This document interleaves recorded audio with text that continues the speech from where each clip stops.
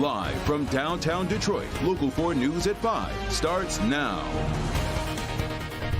It turns out this isn't even the first time.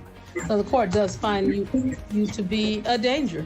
A DDOT bus driver charged for a crash that killed a woman crossing the street in downtown Detroit as the judge reveals her shocking record behind the wheel. The judge in the case says Geraldine Johnson has been involved in 7 crashes since 2018, and those involve both a bus and her personal car as well. Glad you're with us for Local 4 News at 5. I'm Devin Skillion. And I'm Christy McDonald in for Kimberly Gill. Johnson appeared in court to be arraigned late this afternoon for a deadly crash back on June 2nd. It happened at the corner of Griswold and Congress, right in the heart of downtown Detroit. So let's get to Sean Lay, who is live for us tonight. Sean, 7, that number is troubling. That's exactly what the magistrate just said late today in court. Extremely troubling. Here's the crosswalk right here. You can see the crosswalk for pedestrians. And she was in the middle of the crosswalk, the victim here. It's unclear. She had the right of way. The driver apparently running a stop sign, how she did not see this woman in the middle of the crosswalk and ran over her. This is this driver's second fatal accident behind the wheel of a bus. You mentioned a long list of accidents, either bus or personal vehicle, revealed in court today. It's begging the question we're asking the city and we're asking DDOT, why was she allowed to drive a bus?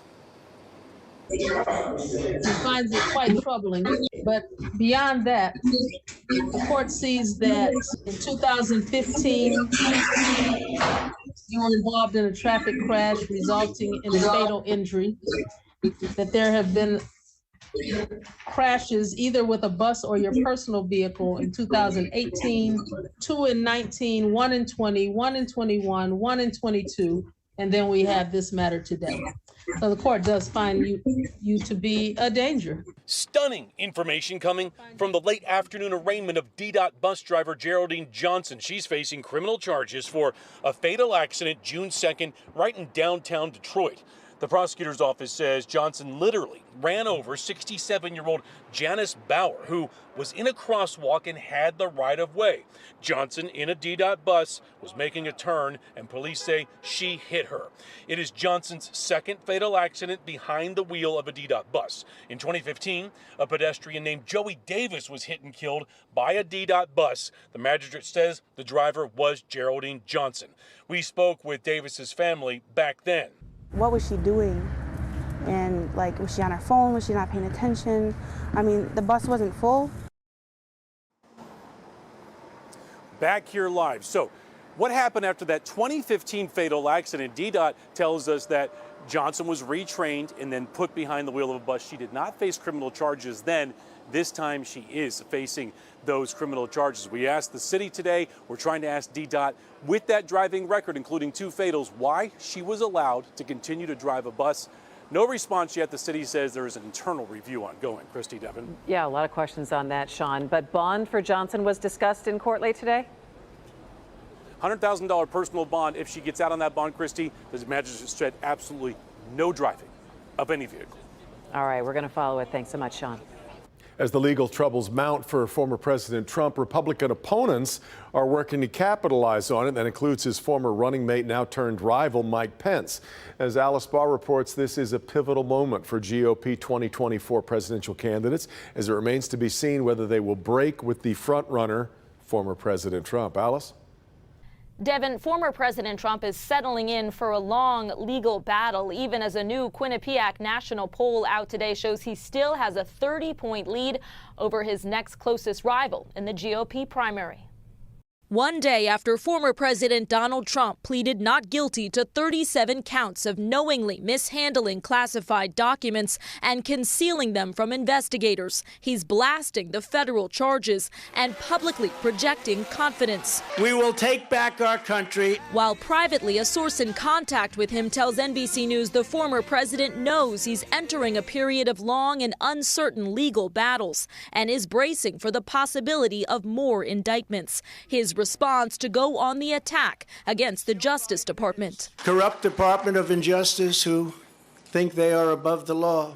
Attorney General Merrick Garland today refusing to comment on the indictment while defending special counsel Jack Smith and insisting that appointing him to run the investigation underscores the Justice Department's commitment to both independence and accountability. A Trump spokesman telling NBC News the former president is taking up all the oxygen in the 2024 GOP primary, leaving Republican rivals at a crossroads, some sharpening their rhetoric. This indictment contains serious charges, and I cannot defend what is alleged. Former UN Ambassador Nikki Haley lobbying similar criticism, while at the same time, I would be inclined in favor of a pardon. Other candidates taking Mr. Trump head on. Right now, Donald Trump's not going to be able to win in a November election, and it's going to get worse before it gets better. The conduct that's detailed in that indictment, it's reckless.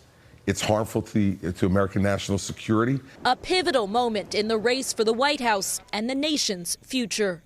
While the vast majority of Republicans here on Capitol Hill is still standing by former President Trump, a few are beginning to speak out, including today a member of Senate GOP leadership who said that his party had lost the last 3 elections in a row, with the former president the issue in each of them. In Washington, Alice Barr, Local 4. All right, Alice, along with the president's federal charges, he, of course, also faces state charges in New York, and there is the ongoing investigation continuing in Georgia. After 10 consecutive rate hikes, the Federal Reserve has pushed the pause button. The rate is going to stay at 5%. Experts say it's because inflation is easing, and the Fed wants to look at whether past hikes have slowed price increases. The Fed has raised rates 10 straight times. It is signaling it may raise rates twice more this year, though, starting as soon as this month. A woman in her 90s has died after a fire at her home on Detroit's east side. Happened overnight on Orleans Street near State Fair in DeQuinder. The cause of the fire remains under investigation, but fire officials say this tragedy is a reminder to always have a fire escape plan and working smoke detectors. People living in a neighborhood on Detroit's east side really put in some hard work during the Motor City makeover. And then less than a few weeks later, illegal dumpers moved right back in and left trash all over the place. Our consumer investigator Hank Winchester live in that neighborhood. So frustrating for the residents there, Hank. Devin, you can only imagine, right? That's why we got in touch with the city this morning. As you will see, the city was out here just a short time ago. You're going to hear about what's the plan moving forward to take care of this. But take a look. This is just one big pile here in this neighborhood. And as you mentioned, the people that live here, well, they've simply had enough. Take a look at the trash in this east side neighborhood. It is all over the place. Illegal dumpers moving in, creating a huge problem. It's really bad because it's only recently that people have decided to leave garbage and things like this around. Pat Oldham has lived here for 50 years now. The neighborhood has certainly changed, and she is so sick and tired of the illegal dumpers. Yeah, it's very dangerous and it's very frustrating. Just a few weeks ago, this neighborhood was clean as could be. Everyone getting together for the Motor City makeover. And then the dumpers came back. You know, unless it's someone police in the area or turning people in that dumps it, what else you gonna do? Yeah. Veronica Austin is not only worried about how this looks, she's worried about the children, the seniors in this neighborhood. She says something has to be done to clean this up once and for all. It's illegal. It is illegal. So since it is illegal, but then, like I say, if they're not caught, they're going to keep doing it. It's very concerning for me. I don't want our city to look like this. This is unacceptable. You know, this is really debris that could be taken to a local drop-off center and could be dropped off free by any resident of the city of Detroit. But instead, illegal dumpers do this. Take a look. I mean, you can see the furniture, the debris, construction debris. I mean, this is just unacceptable. And there are children that live in the home next door. The good news, working with the city today, they tell us they're on top of this one right now. They're going to work to get this cleaned up as soon as possible. We're live on the east side tonight. Hank Winchester, Local 4. Christy, back to you. Yeah, Hank, glad there's a plan for this, but it really is important to remind people how they can actually get help to get this cleaned up if they've got concerns in their neighborhood. Yeah, and as you know, and we talk about it over and over again, the most effective tool, if you have access to it, is the Improved Detroit app. The city always responds within 48 hours. Of course, if you have a problem, though, an issue, reaching out to the city, get in touch with us. We'll work to get this problem taken care of, or the problem in your community. All right, sounds good. Thanks so much, Hank.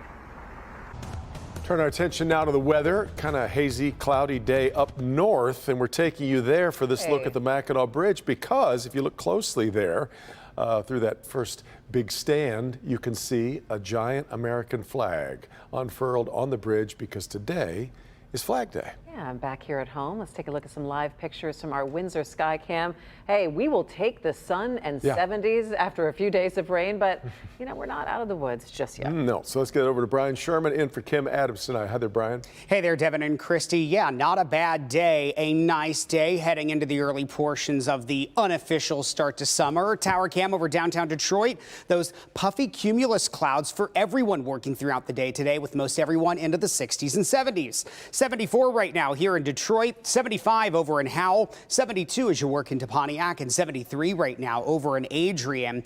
The visible satellite really shows the picture for today. All those puffy cumulus clouds working from the north down off to the south and east right through Metro Detroit, and we will keep a little bit of cloud cover into the forecast as we head throughout the evening and overnight hours tonight. 70s by 6 o'clock this evening, 60s by late evening, 50s overnight tonight, and while we have the dry weather sticking around today, showers and a few thunderstorms are in the forecast heading into our Thursday. I'll time out when that umbrella is going to be needed. Your complete 4-1 forecast coming up in just a few minutes.